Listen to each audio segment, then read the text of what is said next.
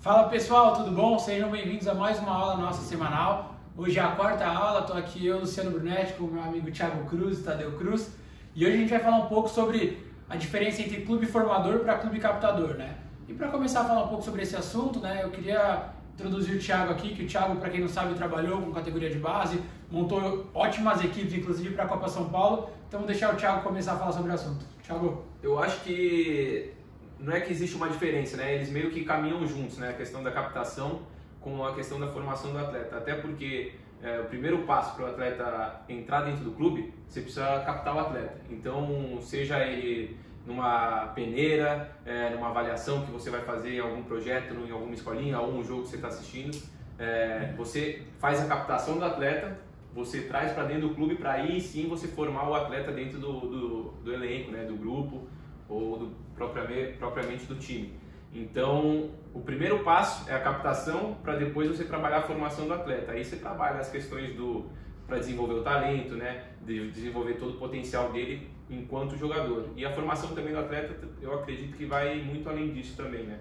Vai na questão da formação de um indivíduo, assim, né? Você preparar a pessoa para o mundo, né? Porque ele passa muito tempo dentro do clube, são horas de treinamento, aqueles que ficam alojados, então ali vira uma rotina que você vai passar anos e anos dentro do clube. Então eu acredito que além de você desenvolver essas questões, né, de potencializar ele enquanto atleta para que ele se torne um atleta profissional, você precisa trabalhar também essas questões da questão da personalidade dele, né? Enquanto ser humano, enquanto indivíduo, ter princípio, ter boa índole, né? Ter valores. Então isso é muito importante. E uma coisa também que eu acredito que seja importante, durante a formação do atleta, não são todos aqueles atletas que vão se tornar profissionais daquele mesmo time, né? Eu já falei em alguns outros vídeos, né? Algumas outras lives que a gente fez, que eu acredito muito na questão você tem que formar uma identidade daquele clube, né? Independente se ele for se tornar atleta profissional nesse time, ou como muitos outros jogadores não se tornam no time profissional e acabam indo para outros clubes, né? Se desenvolvem nos outros clubes na fase de profissionalização, eu acredito que tem que ter o selo ou a identidade daquele clube. Pô, daqui 2, 3 anos ele não se tornou atleta profissional no meu time, mas daqui 2, 3 anos eu vejo ele em um outro clube e eu sei das características dele. Sei da característica dele de qualidade técnica, às vezes de habilidade, coordenações, entendimento de jogo, então até mesmo de comportamentos, entendeu? Então eu acho que vai muito além disso, né? A fase de captação é o primeiro estágio, depois você traz o menino para dentro do clube, você faz toda a formação dele enquanto indivíduo, enquanto atleta, e aí essa questão da identidade, que eu acho que é fundamental você conseguir atrelar isso, né? O clube ter uma identidade para que no futuro você fale, pô, aquele menino ali, dá para ver que ele era a base de tal time, né? E me diz uma coisa, já Tadeu. comentou, só cortando um pouquinho, da captação que é feita em avaliações e em peneira. Mas também tem a captação que ela é feita no outro clube, né? Você vai jogar contra um time, um jogador se sobressai e vai bem. Se você tem um time, né, que você está num clube que tem um potencial financeiro melhor, que tem uma formação às vezes melhor, que tem mais condições que esse outro, acontece muito desse clube ir buscar um outro time menor, né? Ou às vezes não é menor, mas compõe, né? Se é uma característica de jogo que no teu time vai caber bem e o outro clube está aberto a negociar, também existe essa outra forma de captação da base, né? É mais fácil acontecer, logicamente, quando é um clube grande, jogando com clubes menores, acontece a captação, mas também ela pode acontecer de clube grande para clube grande também. Claro. E uma coisa, Tadeu, né, complementando o Thiago, isso da parte da formação que ele falou é muito importante, com base nisso que você falou de ter equipes menores, né? Às vezes a equipe menor não consegue dar aquela estrutura, vamos dizer, em equipamentos, né, para aquele atleta, mas ela consegue dar uma formação profissional e pessoal, né? O Thiago falou que é muito importante. Então, não quer dizer, às vezes, que uma equipe menor ela vai ter profissionais mais desqualificados que a maior. Às vezes é só questão também daquele profissional não ter tido oportunidade. Então isso é muito importante também. E a gente cansa de ver, Luciano, tocando nesse assunto aí, profissionais que saíram de equipes menores e que hoje estão trabalhando em equipes maiores, né? Então assim, já vi bastante gente que saiu da formação do São Caetano e foi para clubes grandes aqui de São Paulo, profissionais que saíram lá da Bahia, né, do Vitória, tudo que hoje, o João Paulo é um exemplo disso. O João Paulo ele era do Vitória da Bahia e hoje ele é do Palmeiras, né? Então assim, não necessariamente por ser time pequeno que não tenha profissionais bons, né? Às vezes esse profissional também está no início de carreira, no início não é fácil, o meio do futebol é um meio que é fechado, e às vezes que a forma dessa pessoa entrar no futebol foi entrando pelos clubes menores. Então ela pode ter uma captação muito boa, né? Um futuro muito bom ainda no meio do futebol, mas naquele momento ele está vivendo numa estrutura menor. E para você que é empresário, né, eu queria que você falasse um pouco sobre qual é a diferença de um menino que teve uma boa formação, né? Se você consegue notar de cara que aquele menino ali teve uma base boa, aquele menino ali tem princípios de base, né? Se é muito nítido um menino que realmente fez uma boa formação. Cara, é nítido, né? A gente consegue identificar um jogador quando ele tem uma formação bem feita, de um clube que preza, né, por qualidade técnica, por princípios, né? Daquele atleta que fez uma base mais ou menos. Aquele atleta que fez uma base mais ou menos, que não teve tanta formação, o caminho para ele é muito mais árduo do que aquele que tem uma formação boa, né? O jogador que tem formação boa, ele tem um caminho muito mais fácil de chegar no topo, para se tornar um jogador profissional, né? E tem a questão da grife. A partir do momento que você tem uma base feita nos principais clubes do Brasil, né, isso aí te abre portas em qualquer lugar para você jogar. Enquanto você está no time pequeno, você vai bater um pouco mais de cabeça. Não que você não vai virar jogador porque só fez base no time pequeno. A gente tem exemplos aí que jogadores que só fizeram base no time pequeno se tornaram grandes jogadores, ou que nunca fizeram base e se tornaram jogadores, ou que logo aqui na base no Brasil, no início, ela já saiu, já foi embora para fora do país e está fazendo sucesso lá fora, né? Histórias existem um monte, mas a maioria, quando faz uma formação no clube grande, ele é um jogador muito mais refinado, ele é uma pedra bruta muito mais bem trabalhada do que os demais. E a gente sabe que nas categorias de base, né, tem diversos profissionais que passam pelo atleta, né? Então eu queria que você falasse quais são os principais profissionais responsáveis por essa formação. Então, como eu disse no início do vídeo, né, Lu, eu falei que a questão da formação do atleta ela vai muito além do potencial técnico para ser desenvolvido, o talento, né? Que essas partes são desenvolvidas pela comissão técnica, que envolve treinador, preparador físico, auxiliar técnico, o analista de desempenho também, treinador de goleiros, né? E outros profissionais que estão inseridos na questão de dentro do campo. E aí ela se estende na formação de um ser humano, né? Que aí abrange todo o corpo de funcionários que tem dentro do clube, né? Desde psicólogo, nutricionista, secretária, monitores. Então tem a questão de desenvolvimento técnico, que é voltada à parte de comissão técnica, né? Coordenação.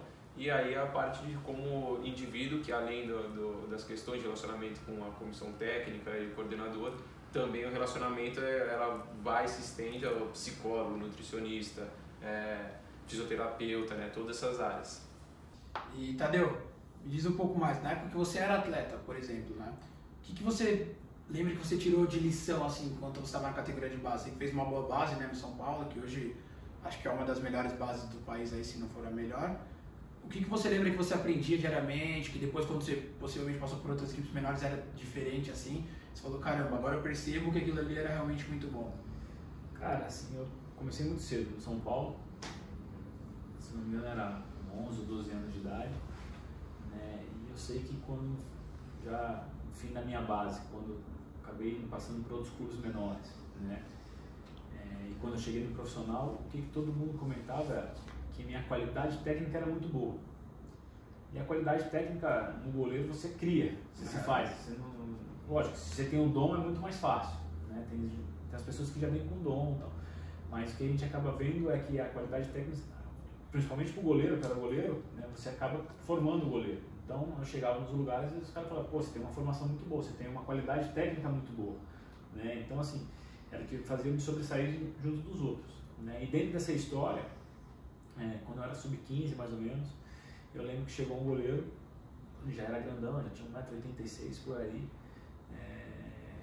zero, cru, cara, não sabia cair na bola, não sabia fazer pegar, não sabia nada, não sabia nada. E esse goleiro ele foi sendo lapidado, começou a treinar de joelho, caindo na bola, para aprender a cair, para aprender a calejando e tal, né? Aprendeu a segurar a bola, e foi indo. Esse goleiro no Sub-17 era a seleção brasileira do Sub-20. Tá? Bruno, Alegria, amigão nosso.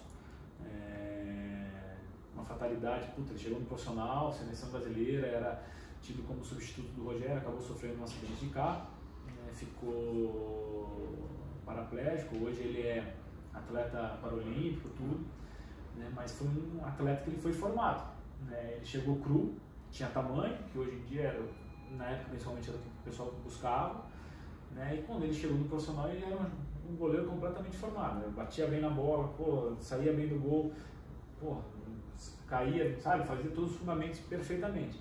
Então assim, o que leva a ver que a formação de um clube bom, ela faz essa diferença. Se fosse num clube menor, era muito mais fácil o cara chegar e falar, putz, esse goleiro não pega nada, não tem meu time, não tem nada, meu, tchau. E eu ia até, inclusive o que você falou, era basicamente o que eu ia perguntar para o Thiago. A gente sabe que muitos atletas acabam chegando em clubes bons, né, sem ter nunca tido uma formação anterior. Quanto tempo esse menino demora para se adaptar? Porque é uma rotina nova de treinamentos diários, né, de uma carga mais excessiva, uma cobrança. A gente sabe que toda segunda-feira às vezes chega menino para fazer teste, é uma pressão psicológica também. Então, varia muito, né, de atleta para atleta isso, mas eu acredito que você precisa, a partir do momento que você traz um jogador para dentro do clube, você tem que dar tempo para ele desenvolver, né? Ou senão a captação está errada, né? Não tem sentido você captar atleta, você dá 1, 2 meses para ele para ver se ele vai evoluir ou não. Ele nem às vezes nem está inserido, né, no processo, né? Porque tem muitas questões que envolvem também, ele se sente confortável com os outros jogadores, né? Ver como que é o ambiente de trabalho ali. Então tem que ter no mínimo um mínimo de tempo para você ver se ele vai desenvolver ou não. Eu acredito que 6 meses você consegue ver alguma coisa, 1 ano. O que acontece nos grandes clubes, né? Essa rotatividade é muito grande. Sempre chega menino de muita qualidade, né? A todo momento, porque o setor de captação é mais desenvolvido, tem mais estrutura, mais profissionais trabalhando na área, e isso faz também com que a exigência seja maior, né? E que o menino precisa estar sempre no nível máximo, né? Se o menino vai mal em 2, 3 jogos, o clube grande já começa a não ter tanta paciência com você, que é diferente dos clubes menores, né? Como o setor de captação não é tão desenvolvido assim, a quantidade de atletas que chegam naquele clube para fazer avaliação ou por observadores é menor, né? Então os clubes menores eles acabam tendo, eu acredito, um pouco mais de paciência com os atletas que já estão no time, né, no elenco, e com isso eles veem, né, a evolução para aí sim, com certeza eles fazerem a liberação ou não. Então eu acredito que os clubes grandes têm a questão da captação muito mais desenvolvidas, né, por questões financeiras, né, recursos, do que os clubes menores. Que os clubes menores acredito que tenham mais paciência com os atletas para ver a questão de desenvolvimento ou não da performance dele, né, porque às vezes ele está passando por um momento que não é bom, né, mas por não estar chegando sempre meninos novos que possam renovar com talvez iguais qualidades ou melhores, eles acabam insistindo mais naquele atleta, entendeu? Isso varia muito de clube para clube. Então, no meu ponto de vista, a partir de um clube que faz uma captação de um atleta, ele precisa no mínimo dar pelo menos uns 6 meses, dependendo da categoria, né, para ver qual vai ser o desenvolvimento dele dentro daquela categoria, a interação com os outros atletas, a questão do trabalho que vai ser desenvolvida nele, porque se eu fizer uma captação, deixar o menino lá 1 mês, 2 meses e mandar ele embora, a minha captação está errada, né? Pelo menos é o que eu penso, né? Você tem que deixar um tempo para ver se ele vai desenvolver ou não, porque se você trouxe ele para dentro do clube, alguma coisa ele tinha, né? Recurso técnico, cognitivo, de força, físico talvez, dependendo. Então eu acredito que precisa dar tempo ao tempo para o menino se ambientar e aí poder desenvolver sim ou não, né? E tem a questão também que é muito mais fácil para o time grande fazer as captações. Exato. Porque a primeira coisa que o menino quer é jogar no time grande. Então, o primeiro lugar que ele busca é o time grande, né? Normalmente, o primeiro lugar que ele busca é o time dele do coração. E depois é o time, se não deu certo no time dele do coração, é o time que mais revela jogador. Então, pô, você pega uma safra aí de Santos, que vinha de uma porrada de jogador, porque era o time que sempre estava colocando o menino para jogar, né? Aí o São Paulo tem a questão do centro de treinamento, que acho que é um dos melhores do mundo, né? Nem do país, é uma das melhores do mundo. Aí o Atlético Paranaense também, a mesma coisa, com uma das melhores estruturas. Aí você vai para o Rio de Janeiro, tem o Fluminense, que também está sempre revelando o jogador, então o pessoal busca lá o Fluminense. Então, assim, acaba tendo essa preferência para esses lugares onde são clubes que acabam revelando, né? Em Minas lá, o Cruzeiro e o Atlético têm estruturas muito boas, né? O América Mineiro também. Então assim, o pessoal acaba se identificando ainda. Então assim, o menino, no subconsciente dele, ele vai, pô, primeiro eu vou no meu time do coração. Né? E normalmente o time do coração dos meninos é time grande, difícil alguém torcer para um time pequeno hoje. Né? O que está acontecendo hoje é muito mais os meninos estão torcendo para time de fora do país do que do próprio país. Né? Mas ele vai buscar esse time grande primeiro, que é o time dele. Não deu certo, ele vai pro time que está revelando mais jogador. Ah, qual que é o time do momento que mais revela o jogador? Ah, é tal? Ah, é nesse aqui que eu vou tentar porque é lá que eu quero dar certo. Então, esse time que recebe os jogadores, pô, ele sai na frente de todo mundo, porque, pô, ele acaba pegando só os filé, o que não serve para ele vai passando para os outros clubes.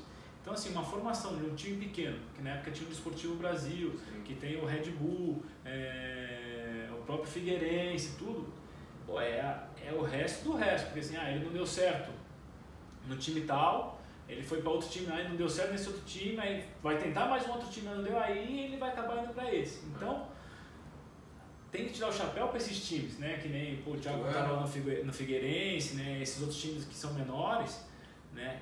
Porque, eles conseguem buscar jogadores bons que são dispensados dos times grandes. Então, assim, a maioria desses jogadores que chegam nos times pequenos, eles já passaram por experiência de 2, 3 clubes no mínimo grandes, de camisa. Né? Você não vai ver nenhum menino, minha primeira avaliação está sendo aqui. Dificilmente, é um ou outro. A maioria já passou por algum time maior e aí veio descendo.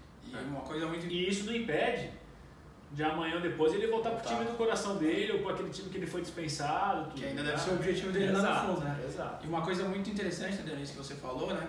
Que também tem o caminho inverso, né? Tem aqueles times menores, né? Que eles gostam de dar uma pré-lapidada no atleta para mandar pro time grande. Então pega ele lá no comecinho da formação dele, dão aquela primeira moldada, aquela primeira instrução de formação, não deixam o atleta completo, né? Porque eles não conseguem ter a estrutura, talvez, tanto humana quanto de equipamento e tudo mais, para deixar aquele atleta pronto, mas eles deixam ele preparado para conseguir entrar numa base, e aí eles usam isso como são famosos clubes que a gente fala que é a ponte para atleta, né, Thiago? Então vai para esses clubes maiores, nesses clubes maiores, onde os meninos vão ser lapidados, e aí alguns ficam lá para sempre, ou acabam indo para os outros times teoricamente menores, como você citou agora também, né? Então, essa é a importância que tem todos os clubes, porque todos os clubes eles fazem essa função de formação, né, de atleta. E os clubes grandes eles têm essa maior facilidade na captação, né?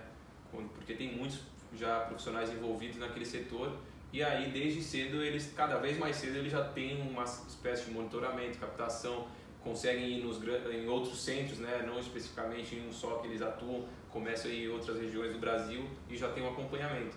Então todos os clubes, eu insiro também em escolinhas, projetos, eles têm um papel importante na formação de um atleta, né? Porque sem eles, os clubes grandes não teriam como fazer essa captação.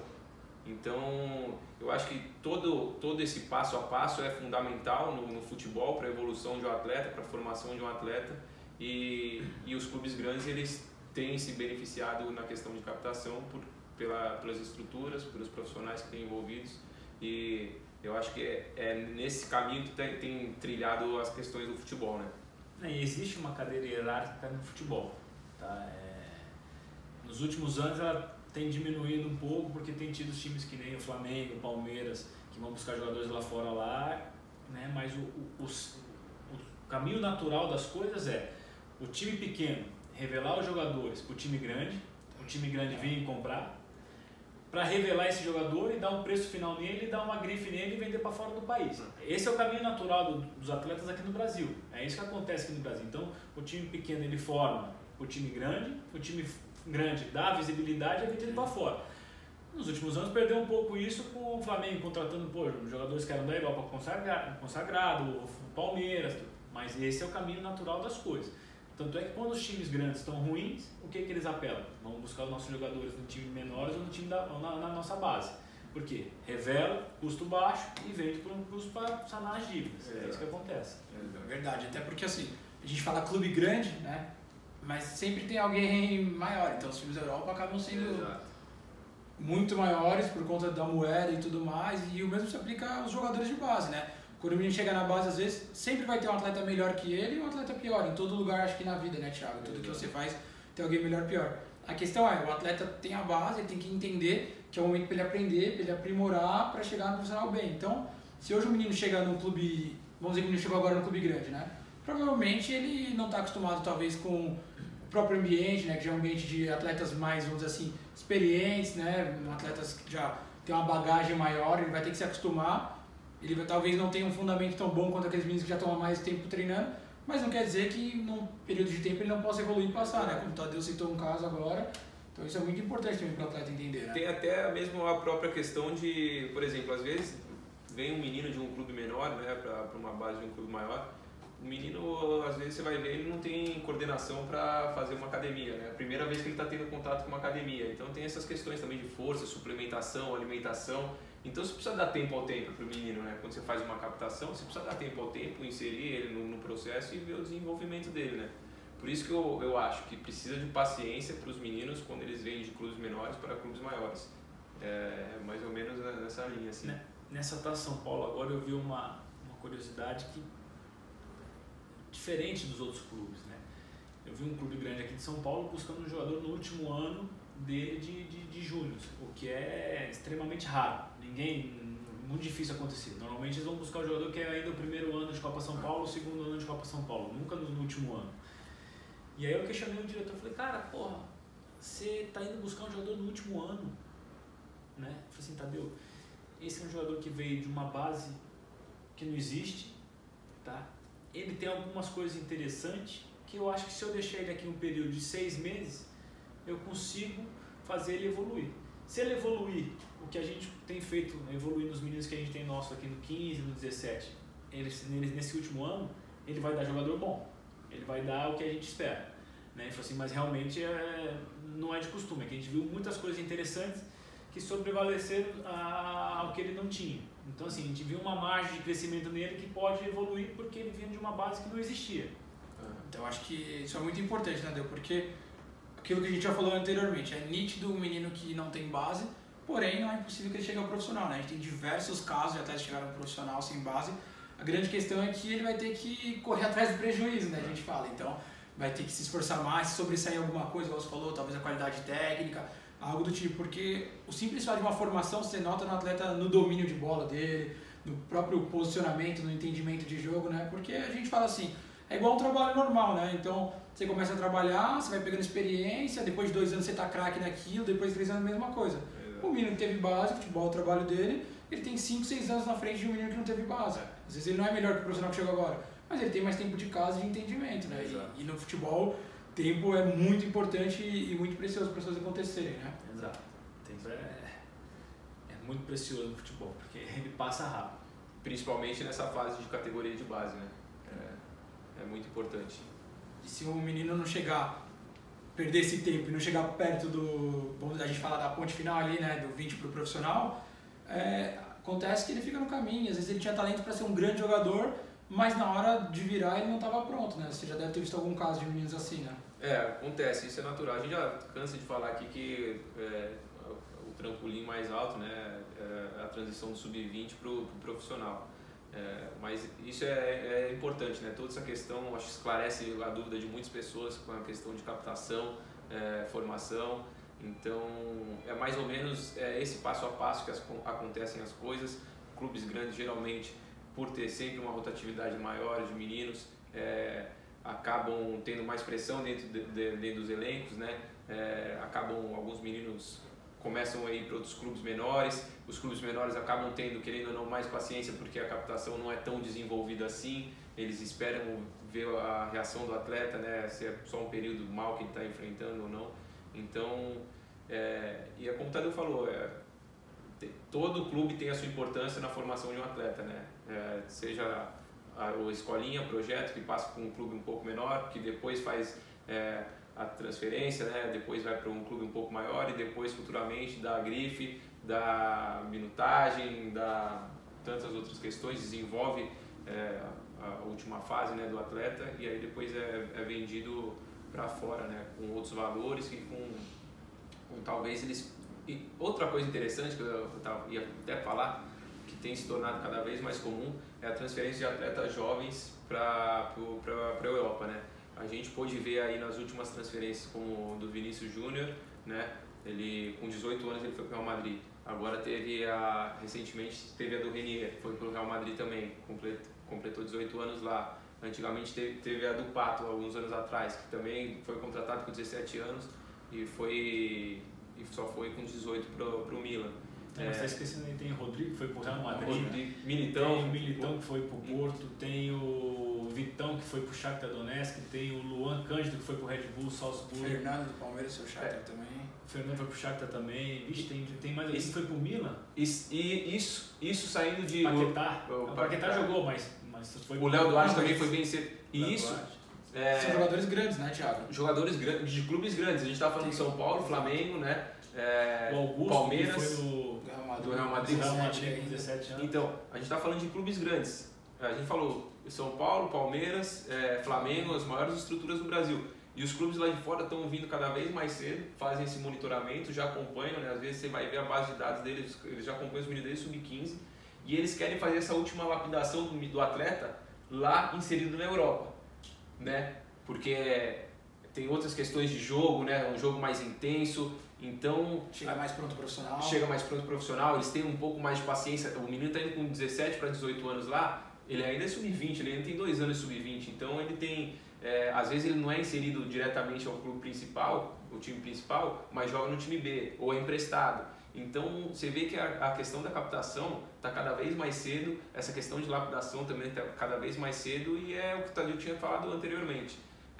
Tem todo esse processo e a gente vai vendo que cada vez está sendo mais cedo as transferências. Eles também antecipam isso para não perder atletas, né, para o valor do mercado do atleta não ficar ainda mais alto. Ou perder para concorrentes, né? Perder para concorrentes. E aí, imagina, o menino vai muito bem na Libertadores, fez 18 anos, começou a jogar, vai muito bem na Libertadores, o valor de mercado muda dele e começa a ter concorrência de outros clubes. Então eles estão antecipando cada vez mais isso, e isso... a Europa faz isso com os meninos do Brasil, os grandes clubes do Brasil fazem isso com os clubes menores, né, entre eles, né, e tá vindo cada vez mais cedo, né, você vê o menino sendo monitorado com 9 anos de idade, 10 anos de idade.